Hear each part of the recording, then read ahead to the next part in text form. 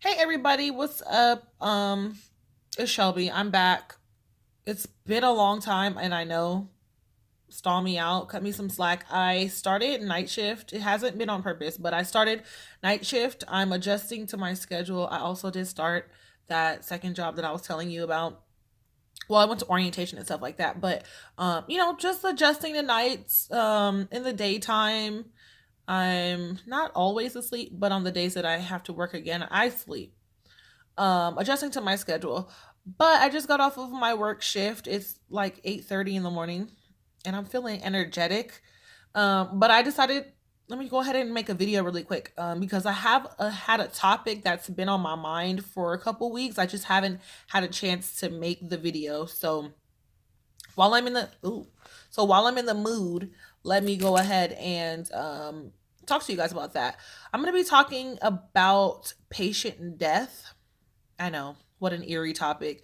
I'm going to be talking about dealing with patient death because it's important. It's something that you guys need to know. You guys need to be aware of, and I'm gonna discuss that. Not a lot of people talk about that when you're researching up respiratory, or watching stuff, talking to people, considering respiratory. Um, People leave that out, and I don't think that it's intentional. I think that it just goes right over people's heads. But if you decide to be a respiratory therapist, you need to be aware that you will see people die. You will hear of people dying. You will respond to code blues. You will be doing compressions. You might be the last person doing compressions before the doctor tells you to stop. And they call it. Um, but I want you guys to know, this is a part of our job.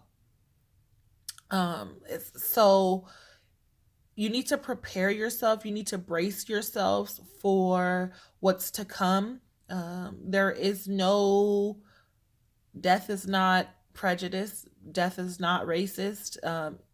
It doesn't like a specific age population. It can be a kid. It can be someone exactly your age. It can be um, an elder. It can be someone who's 101 years old. But you are going to see that. You will be exposed to it. Me personally, my first patient death was when I was in school, and I cried like a baby. I cried like a baby. I called my mom. Me and my classmate, we were a wreck. And I took it pretty hard. People deal with stuff differently. For me personally, I'm going to share my experience because I think I'm the perfect example of what not to do, to be quite honest. So when I made the decision to go into respiratory, again, it's like you want to excel and go above and beyond, and you're like, I was like, I don't want to be like these other disconnected nurses and respiratory therapists. I don't want to lose my feelings. So I went into my patient care um overly open. I opened myself up. I'm genuine. Y'all should know that by now. I opened myself up to my patients, but I think I opened myself up too much because every situation, every painful, every time something went wrong, I found myself like putting myself in their shoes and imagining, what if this was my mom, or what if this was my sister, what if this was my brother? And with that being said, that puts a lot of stress on your body. It puts a lot of heartache. It puts a lot of emotions just out there. And um, long story short, when I was in school, I ended up having like a serious panic attack when I was studying one day. And I'm just going to, without saying too much detail, it was coming from the fact that I had my first patient death, and it rocked my world. Like, it disturbed my soul. If you're anything like me, you've never seen anyone die before, ever. Like, maybe you watch Grey's Anatomy, but that's about as realistic as TV's gonna get. But but the shit's just still not the same. You know what I'm saying? And there's no way that anybody could have prepared me to stare a dead person in their face. But um I took it pretty hard. Like, I'm going to be completely honest.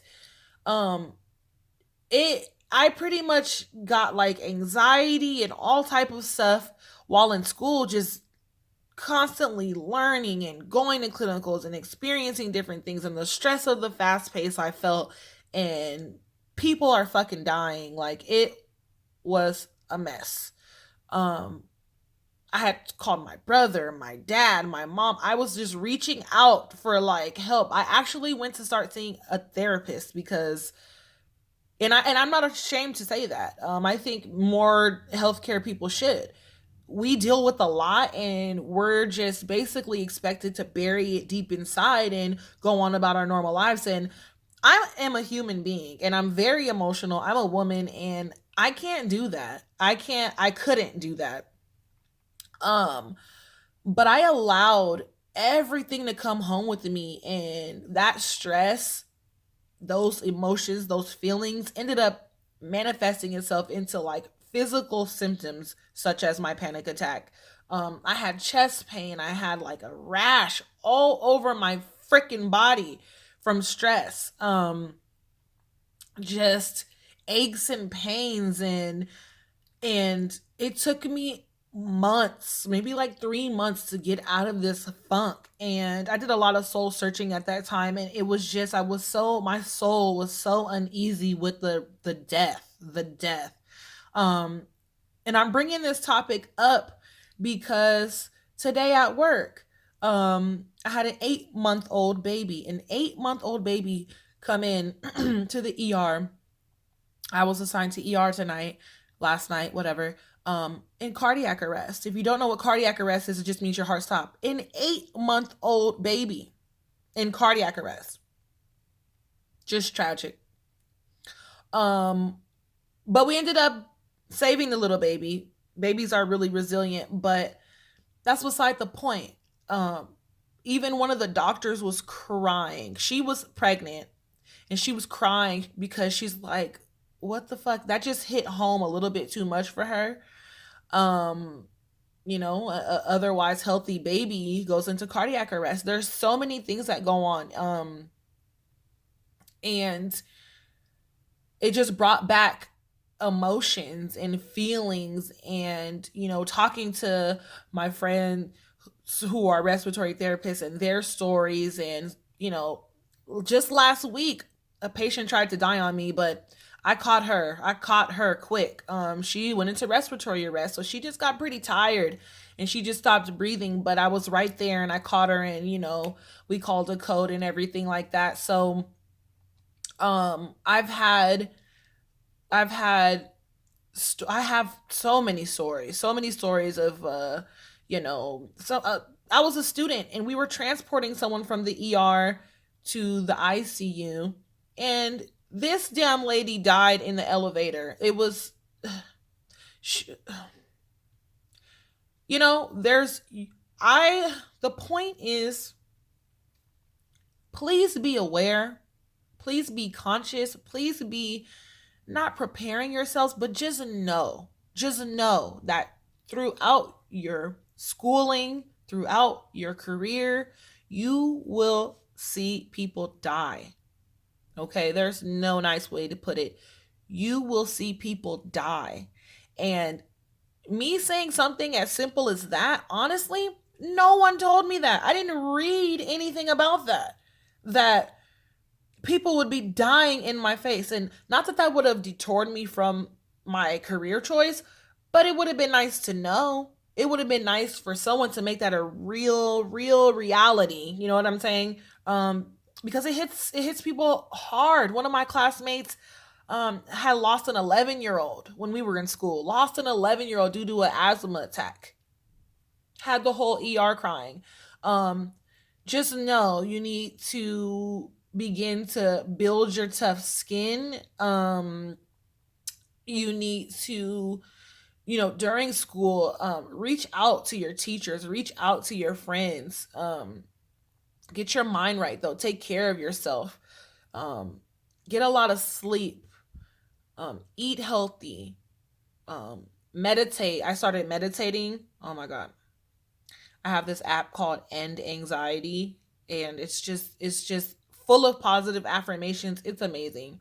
I would download it if I were you, even if you don't have, thoughts or whatever. Um, but what was I gonna say? Start thinking of ways to deal with that. Some people take it better than others. Some of my classmates were unaffected. Meanwhile, I'm over here just going through it. Um, but I want it's just so hard. Like I just want to do everything for you guys. If I can go through school again, if I can relive my respiratory student days, and I really would. There's so many things I would do different. Um but I want you guys to know. I keep saying I want you guys, but I really really want you guys to understand that it's a tough career. It's a tough career. Um when someone's on life support and they decide to pull the plug, guess who's pulling the plug? It's you. It's you. Compassionate extubation, terminal extubation, whatever they want to call it, you're pulling the plug. Okay? And when you pull the plug, you can hear people gasp for their last breath of air or cough and start choking. And it's a lot. I've kind of become numb to it, but this baby that I got in today brought up a bunch of feelings, and it just really made me want to make this video because I've been wanting to make it anyways. It's something, like I said, that's very important to me, something I feel that's very important that you guys should know and be aware of. But shit gets real in the field. Shit gets really, really real. Really, really real. Um, and you guys need to know that. If you have any questions, um, oh, as always, feel free. Feel free. I'm here. But keep that in mind, y'all. Keep that in mind, y'all, and get closer to God or your spirituality, whatever it is, to humble you, because death is dark. It's scary. It's ugly. It's nasty.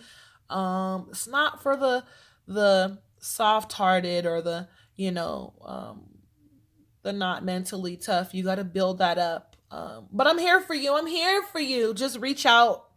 And have a good day. All right, bye.